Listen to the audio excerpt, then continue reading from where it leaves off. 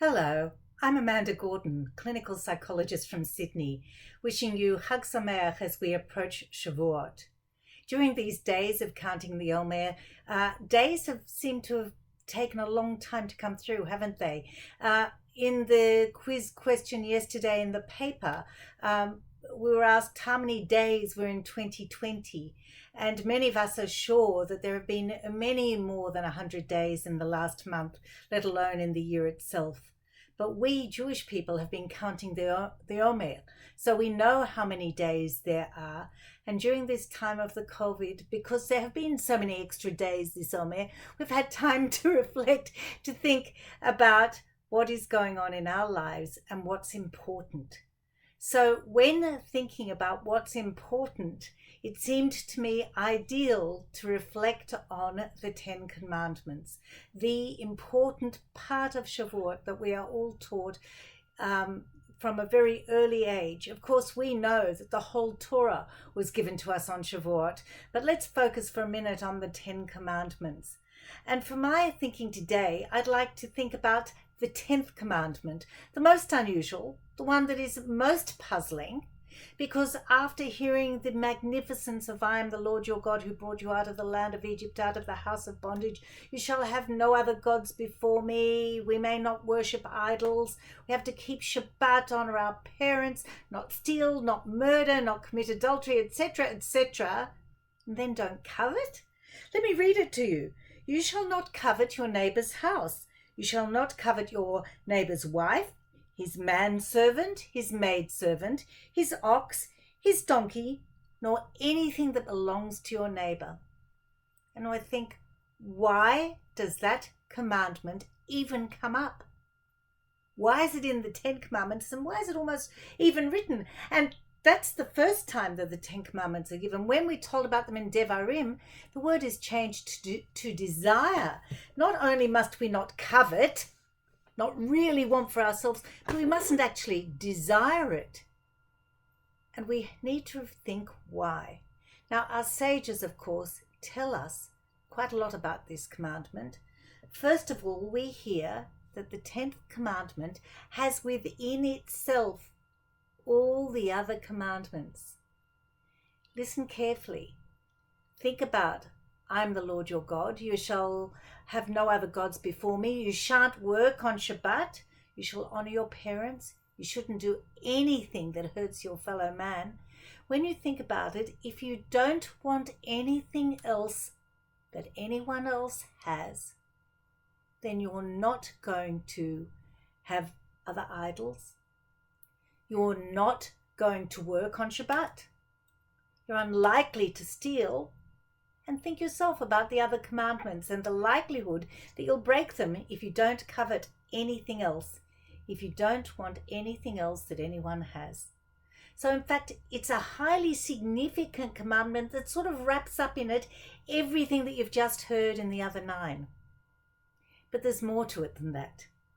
It says in the commandment itself, not to covet, not to desire, not to want any of the individual things that your neighbor has, whether it's an ox or an ass or a manservant or maidservant or wife.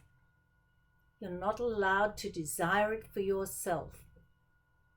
What does it matter if I want their ox? Doesn't it make me work harder to get their ox? I think we're taught something very important from this, because when we want one thing from our neighbor, we're breaking the very rule that says, I'm the Lord your God, because God created me with my package, with everything that I have, whether it's a spouse or a maidservant or an ox or some books as I have behind me, or a nice house or a hovel or a tent or a mansion or an apartment. I have been created with what I have been given. And if I start trying to take what someone else has, there is a risk that I don't understand that that person has also been created as their package. And if I want that little thing, I have to take the lot. I have to take all the tsuras that goes with their life as well as that ox. And I probably don't want that. I should probably stay away from that idea. I have to learn to understand what my life is and the meaning in my life and be content with that. That doesn't mean to stop striving to grow and develop and connect and be a whole person and be spiritual and learn. But it does mean to not want the aspects of someone else when I don't understand what else goes behind it. Because we don't know what goes on behind closed doors, and we probably don't want many other lives except our own. Now, I have been able to sit during this time of COVID without something that unsettles a lot of people.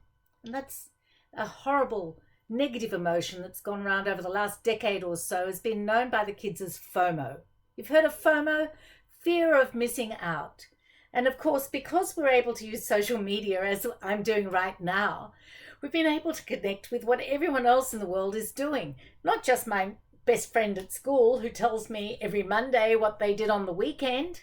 Well, I could be a bit disappointed if she did something that I wasn't invited to.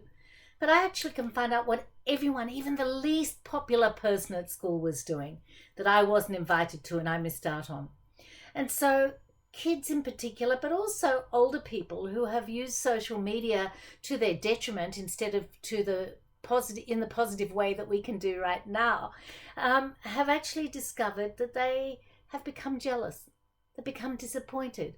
They've actually worried about their own worthiness because they've missed out on things that other people have done. I think the 10th commandment is a very solid warning against wanting what other people are doing. FOMO is actually the consequence of breaking the 10th commandment. If you desire what someone else has, then you think you're desiring their life, but you're not. And it's going to leave you feeling miserable. So what's the answer? How can you stop desiring what other people have? Well, first of all, of course, just know absolutely that just because one bit of their life or even lots of their life looks great, it might not all be quite as good as you imagine. That's the first thing. But the second is reflect on your own life, good and bad. Get to know something of the things about you and your life that are good. Now, during this time, people have written beautiful memes about how lucky they are that they have everything they could possibly want. And I suspect for most of us, there's an edge of, well, if I had this, it might make me feel better, or I wish I could do this at this time. But for many of us, we are able to say that we have enough. We have what we need. And if we don't, then we have to work out how we can get what we need without it being just coveting what other people have, but because that's what I need for my sustenance. But the other way we can fight against this desiring what others have is to reach out and look at the real person and what they need, not what they have. And if we start caring for others, looking out for them, as so many of us have done during this time of COVID, it's been the most wonderful outpouring in the community of support for other people.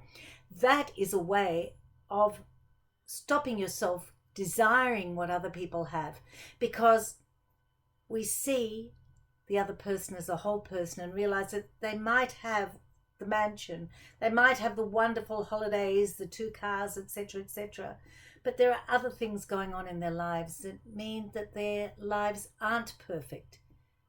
All of us have lives that we can make better, but it's unlikely that getting an aspect of someone else's life is going to make our life better. We have to look internally at what is good for us, and hopefully what's good for you, as it is for me, is connections with others. I happen to be blessed with good connections with family and good friends, and those are the things that have supported me. Now, whether or not you feel you have adequate connections with family and friends, I know you can reach out and support someone else whom you feel may benefit from a connection with you. And when you reach out to care for someone else, you are less likely to be trying to get something for yourself, and you're actually going to feel better. And it's a wonderful thing that caring for someone else will leave us feeling much better than acquiring something for ourselves will. It's been so wonderful to have the opportunity to talk to you. I want to wish you Chag Sameach and may we meet in person very soon. Thank you.